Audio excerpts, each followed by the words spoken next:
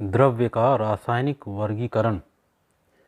रासायनिक प्रकृति के आधार पर द्रव्य तीन प्रकार के होते हैं।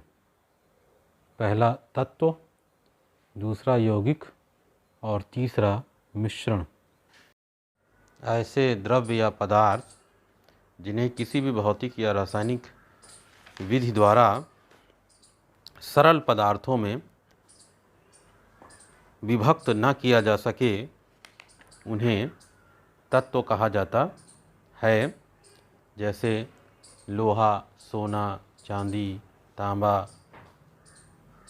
कार्बन, सल्फर, क्लोरीन, ब्रोमीन इत्यादि तत्व हैं। पृथ्वी के द्रव्यमान का लगभग 90% केवल 5 तत्वों ऑक्सीजन, सिलिकॉन, एल्युमिनियम, आयरन और कैल्शियम से बना है। मानव शरीर का 90% भाग भी केवल 3 तत्वों हाइड्रोजन, कार्बन और ऑक्सीजन से मिलकर के बना है। तत्व भी 3 प्रकार के होते हैं। पहले प्रकार के तत्व को कहा जाता है धातु, दूसरे प्रकार के तत्व को कहते हैं अधातु और तीसरे प्रकार के तत्व को कहा जाता है उपधातु या अर्धधातु। सबसे पहले हम चर्चा करेंगे धातु अर्थात मेटल की। तो ऐसे तत्व जिनमें इलेक्ट्रॉन त्याग कर या इलेक्ट्रॉनों को त्याग कर धनायन में परिवर्तित होने की प्रवृत्ति होती है, उन्हें धातु कहा जाता है। सामान्य स्थितियों में धातुएं ठोस होती हैं, लेकिन अपवाद स्वरूप पारा या मरकरी, जिसका संकेत है Hg, ये सामान्य ताप पर द्रव अवस्था में होती है। इसे एक्वा सिल्वर भी कहा जाता है क्योंकि ये सामान्य ताप पर द्रव अवस्था में मिलती है और इसकी चमक चांदी की तरह होती है। सभी धातुएं ऊष्मा और विद्युत की सुचालक होती हैं। इनके गलनांक और क्वथनांक बहुत ऊंचे होते हैं। धातुओं के ऑक्साइड क्षारीय होते हैं। इसके बाद दूसरे प्रकार के तत्व हैं अधातु। तो ऐसे तत्वों को अधातु कहा जाता है जिनमें इलेक्ट्रॉन या इलेक्ट्रॉनों को ग्रहण करके ऋणायन में परिवर्तित हो जाने की प्रवृत्ति होती है। जितनी भी अधातुएं ज्ञात हैं उनमें से बहुत कम ठोस हैं। जैसे गंधक, फास्फोरस, आयोडीन इत्यादि ठोस हैं। ब्रोमीन सामान्य ताप पर द्रव अवस्था में मिलती है और अन्य अधातुएं गैसीय अवस्था में मिलती हैं। इसके बाद तीसरे प्रकार के जो तत्व हैं उन्हें हम उपधातु या अर्धधातु कहते हैं। तो ऐसे तत्व जिनके गुण धातुओं और अधातुओं के गुणों के बीच में होते हैं, उन्हें हम उपधातु कहते हैं। अर्थात इनमें कुछ गुण धातुओं के और कुछ गुण अधातुओं के पाए जाते हैं, इसीलिए इन्हें उपधातु या अर्धधातु कहा जाता है। जैसे सिलिकॉन, जर्मेनियम, आर्सेनिक, एंटीमनी इत्यादि उपधातुएं हैं। ऐसे द्रव्य या पदार्थ जिन्हें उपयुक्त रासायनिक विधि द्वारा उन्हें उनके अवयवी तत्वों में विभक्त किया जा सकता है, परंतु किसी भौतिक विधि द्वारा उन्हें उनके अवयवी तत्वों में विभक्त नहीं किया जा सकता, उन्हें यौगिक कहा जाता है। यौगिक वास्तव में 2 या 2 से अधिक तत्वों के निश्चित अनुपात में रासायनिक संयोग से बनते हैं।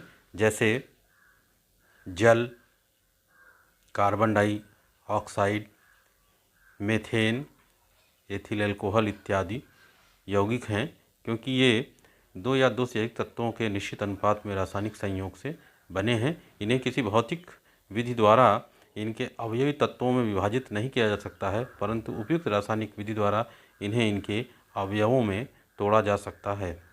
यौगिक मुख्य रूप से 2 प्रकार के होते हैं। पहले प्रकार के यौगिक हैं कार्बनिक यौगिक, दूसरे प्रकार के यौगिक हैं अकार्बनिक यौगिक।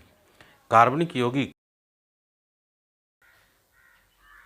हाइड्रोकार्बन तथा हाइड्रोकार्बन से बने हुए यौगिक कार्बनिक यौगिक कहलाते हैं।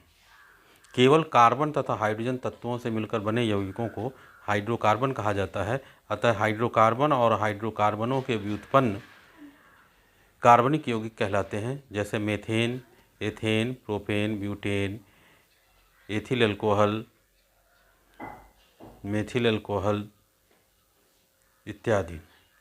अकार्बनिक यौगिक कार्बनिक यौगिकों के अतिरिक्त अन्य जितने भी यौगिक हैं अकार्बनिक यौगिक कहलाते हैं, जैसे sodium carbonate, sodium bicarbonate, carbon dioxide, calcium oxide इत्यादि।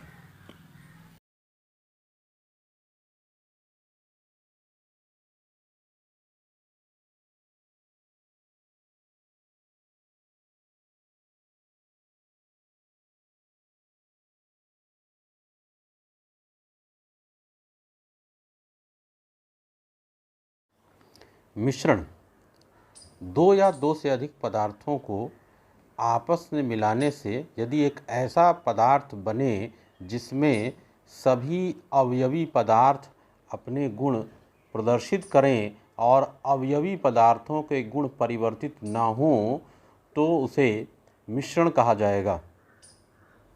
मिश्रण कई प्रकार के हो सकते हैं। उदाहरण स्वरूप हम ले सकते हैं वायु। वायु विभिन्न गैसों का मिश्रण है और इसमें जो विभिन्न अवयवी गैसें हैं उनके गुण परिवर्तित नहीं होते और सभी अवयवी गैसें अपने अपने गुण प्रदर्शित करती हैं। इसी प्रकार नमक को पानी में मिला दिया जाए तो मिश्रण प्राप्त होगा, चीनी को पानी में मिला दिया जाए मिश्रण प्राप्त होगा, दो लवण आपस में मिला दिए जाएं तो मिश्रण बनेगा। मिश्रण दो प्रकार का होता है। पहले प्रकार के मिश्रण को कहा जाता है समांग मिश्रण और दूसरे प्रकार के मिश्रण को कहते हैं विषमांग मिश्रण। पहले हम बात करेंगे समांग मिश्रण की।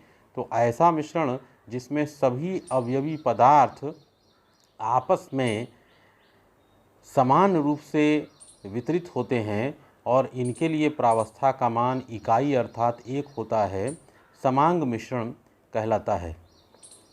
इस प्रकार के मिश्रण के हर भाग का गुण और संघटन एक समान होता है। जैसे चीनी और पानी का मिश्रण, नमक और पानी का मिश्रण